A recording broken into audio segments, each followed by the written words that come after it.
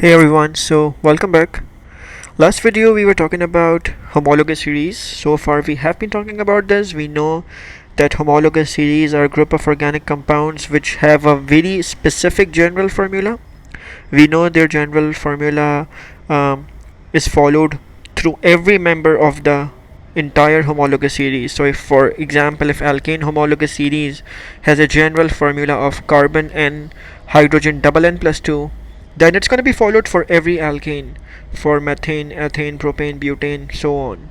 If alkene has a general formula of CnH double n, it's going to be followed through every alkene. And then we saw that they have very similar chemical properties. If alkane gives one reaction, all the alkanes will give it. Methane, ethane, propane, hexane, butane. Every alkane will give it. To a different extent, but every alkane would give it.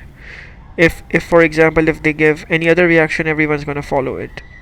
Their melting and boiling point increases as the number of carbons increase within the series, or for example, their even boiling point increases. Then we saw their flammability decreases. So pentane is gonna be less flammable than propane because pentane has a higher chain length, it's longer with 5 carbons. For example, propane is going to be less flammable than methane because methane has only one carbon, propane has more. So with more carbon atoms, flammability decreases, but all the other properties increase, like boiling point, like density and stuff. In today's session we're going to be talking about the concept of isomers. We're going to see what isomers are and how we can make them from the simple alkanes and alkenes, and we're going to see what the whole idea is all about. So isomers are compounds with same chemical formula, with same chemical formula but different structure. So their structure is different, but the entire formula remains the same. So they have same molecular formula, they have same obviously empirical formula, because empirical formula and molecular formula just ratio of each other. They have same molecular mass, or you can say relative molecular mass. They have it same. We know they have the same number of atoms of each kind. That remains same, but what they have different, they have different arrangement of these atoms. That's why they have a different overall structure. They have different physical and chemical properties. They have different physical and chemical properties. Now when we talk about the isomers, when we talk about the concept of having the same formula, same formula but different structure, the concept is that there is at least one part of the molecule which is a little different. For example, when we say that we are making the isomers of alkanes and alkenes, so when we say isomers of simple alkanes and alkenes, because this is what we know so far, so simple alkanes and alkenes, force of habit, I'm again gonna underline these two portions. I'm gonna underline the ane part and the ene part. So alkanes and alkenes, when we are talking about their isomers, there can be two different ways. We can make an isomer using the branching concept. Now what's the branching concept? We can make branched compounds. Let's see, for example, I'm drawing a structure over here.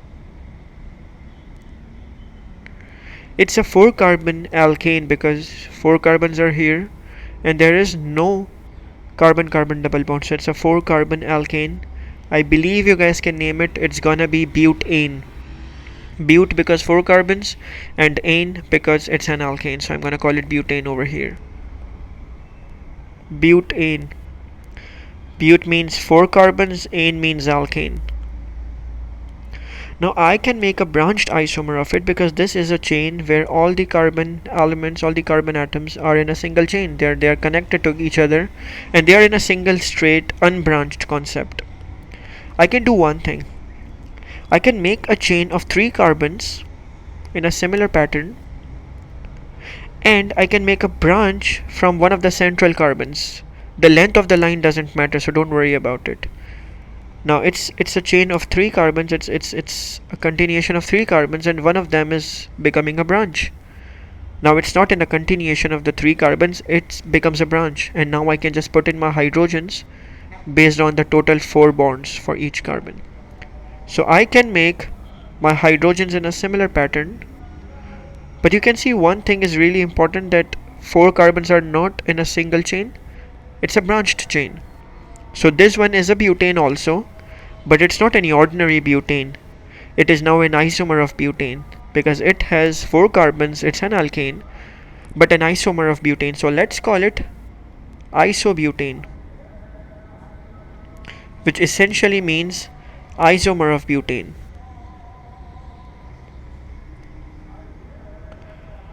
Let's try one more to see. Let's try one more to see what's happening over here. If I have a 5 carbon compound, which let's suppose is a pentane.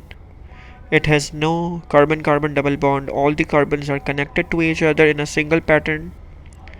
They're connected in a chain. It's unbranched. It's continuation. I have my pentane over here. I'm calling it pentane because it has 5 carbons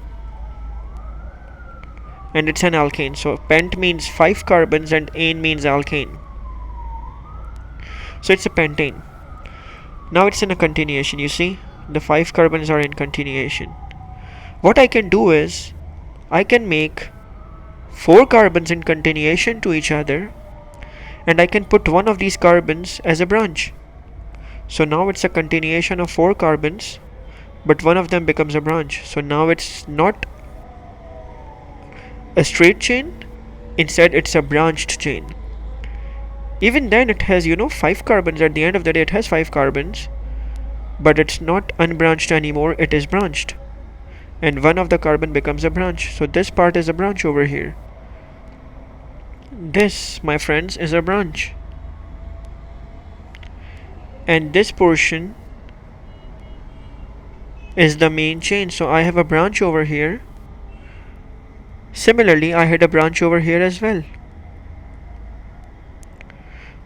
So I can have a branched structure, and this branched structure is still a pentane, but we don't call it any ordinary pentane. It's now isopentane, because now it's a branched pentane.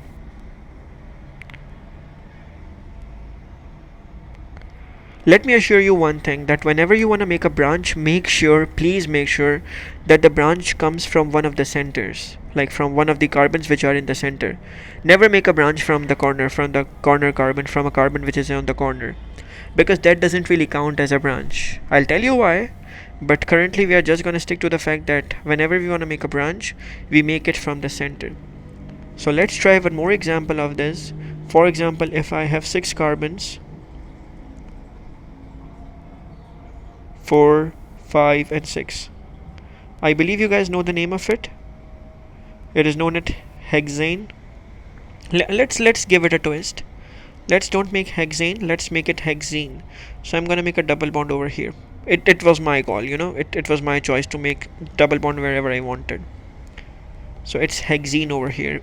Even with hexene we can do the same stuff. It's a 6 carbon alkene.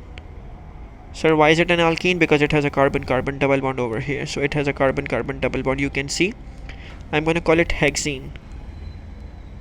Hexene.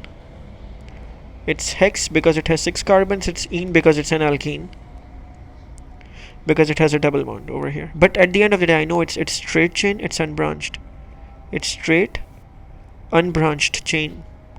At least all the 6 carbons are connected to each other in a single line, in a single file. So unbranched chain.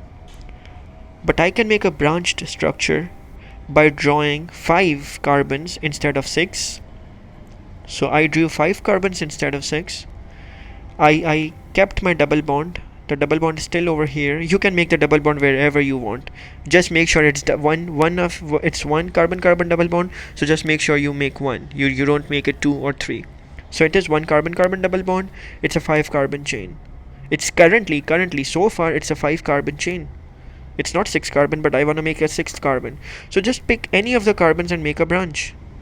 Pick any of the carbons from the center, not from the corners, please. Not from here, not from here. Branch. Sorry, why would I put an E in the end? Branch never from corners. So not from the corners, but from anywhere from the center. So let's pick this one over here and let's make a branch. Now I have 6 carbons. Then just place your hydrogens. You have your 5 carbon main chain. It's a main chain of 5 carbons. I'm highlighting it. You have your double bond over here, so we're fine. The 6 carbon is over here. Just put in your hydrogens and get done with it. So now you have 1, 2, 3 hydrogens over here. 1 hydrogen over here, because already there are 3 already bonds. 1 over here, 1 over here. 1, 2, 3. You can't make the branches from the corner, but yeah, hydrogens can come on the corner as well. And then 3 hydrogens over here for this carbon. Now this one is a branch. This part is a branch.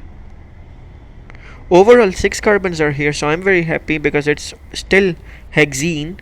Overall 6 carbons are here, but it's not any ordinary hexene, it's isohexene. Iso becomes, because it's isomer, it's a branch. Hex because it has 6 carbons. Ene because it's still an alkene. So you guys know how we make isomers. We make isomers by making branch from a carbon which is in the center, never from a carbon which is in the corner. So whenever I ask you to make an isomer, you can simply make a chain with 1 less carbon and then make a branch to just, fulfill the number of carbons, and then you have a branch coming out from the center. Why am I saying center again and again? Because we can't have a branch from the corner, but make sure that you have the total number of carbon remains the same. So if you're making a chain of 5 carbons and you want to make a branch, so at the end of the day it becomes 6, right? As exactly in the example we did right now. The double bond isn't going anywhere, so double bond was still here. You can shift the position a little, that's acceptable, but all I cared about was the branch. So I hope you guys are getting it. In the next video we'll be trying more examples of it, so stay tuned guys.